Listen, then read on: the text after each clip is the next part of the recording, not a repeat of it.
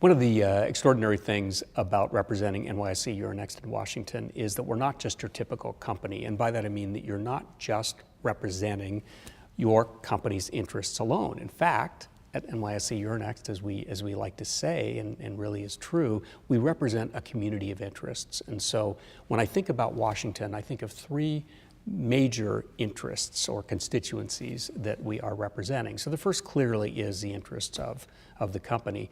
But second, just as importantly, we represent our issuers, our listed companies, and the matters that are important to them. The third bucket or constituency, if you will, is the markets and investors more broadly. It's probably helpful if I provide a few examples of what I'm talking about. One initiative, for instance, that we're very active on is fiscal responsibility broadly, and in particular, an organization called Fix the Debt. We've been members now for about half a year. It is a CEO-only membership organization, so technically Duncan is the member, but our entire company's been quite involved in it, and this organization is assiduously nonpartisan. In other words, they're not Democrats, they're not Republicans, they're not anything else.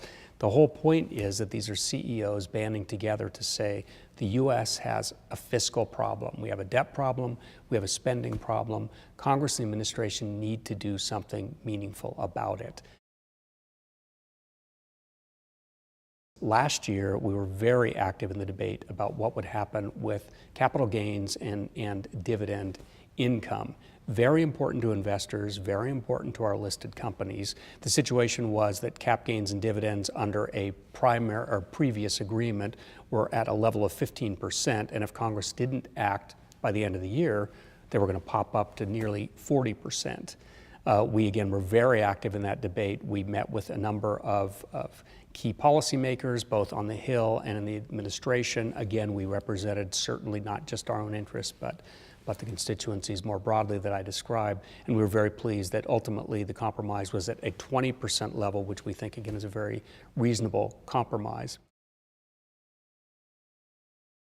Last year, one of our key accomplishments was playing a major role in enactment of the Jobs Act. And among other things, the Jobs Act makes it easier for smaller companies to go public. We played a very extraordinary role, if I say so myself, in that effort from the very beginning, in terms of developing a coalition that made recommendations for what kinds of changes were needed. We actually helped draft those changes. We served as a resource to Congress and the administration as they considered the changes and, of course, made their own modifications. And I was very pleased that Duncan and a number of us were at the signing ceremony last April for the Jobs Act in recognition of the role that we had played. You may have seen that a number of our senior executives, Duncan, Larry Leibowitz, Joe McCain, have been vocal on market structure issues. And at the most macro level, our point is that we believe the balance right now between on-exchange and off-exchange trading is out of whack. And not out of whack just because we're talking our own book, obviously, but it's out of whack for investors. It's out of whack for listed companies as well. Again, we're speaking on this topic on behalf of our entire community of interests. So I think those are some ways, hopefully, that help describe better the kinds of advocacy activities that we undertake that, again, benefit not just NYSE Euronext, but benefit the broader community of interests that we represent